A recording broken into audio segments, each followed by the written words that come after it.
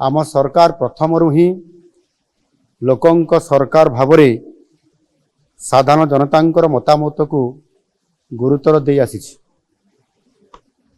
2024 आर्थिक वर्ष पर साधारण बजेट आगामी 25 तारीख रे विधानसभा रे उपस्थापित हेबार ये कार्यक्रम अछि।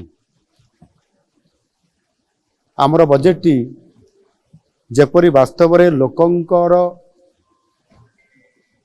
बजेट हेकरी लोकंक पाखरे उपस्थापना हो पारिबो, समस्तंकर आशा आकांक्षा को प्रतिफलित करि पारिबो, सेथिपाई ए उद्यम जारी रही।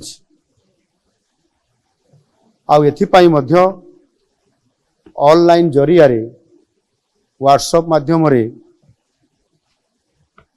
आमे मतामत लड़ीचु एवं अति सुखद खबर अछि जे ये मतामत एथर बहु आग्रह रे अनेक लोक इतरे सामिल होती एवं पाखापाखि प्राय 12,000 रु अधिक लोक मतामत देइछंती ऑनलाइन जरिया रे, जहा कि पूर्व वर्ष मानक तुलना रे ये 6 गुण अधिक।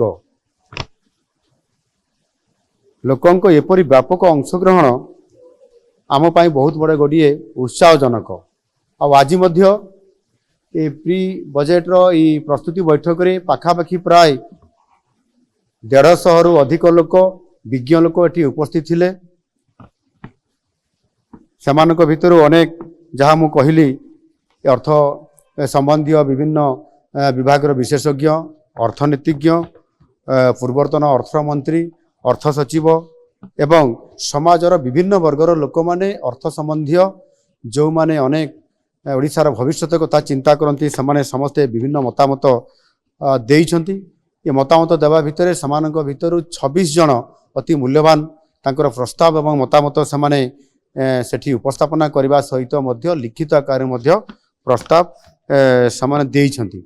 समानकर समस्त मतामत एवं प्रस्ताव को आम विभाग तरफ लिपिबद्ध करा जाइछि एवं ताहाकू विचार करी आगामी दिन रे जो आमर बजेट आसबार अछि तांकर मतामत को निश्चित भावरे आमे यथासंभव एथिरे प्रतिफलित करिया पई आमे चेष्टा करिवु। आ सेथि पई जो लोकंकर बजेट जेभଳି भावरे आज लोकंका पई प्रस्तुत हेबा को जाउ अछि ता निश्चित भावरे आगामी दिन रे ओडिसा को नुआ ओडिसा गठन करिबारे सहायक हबो।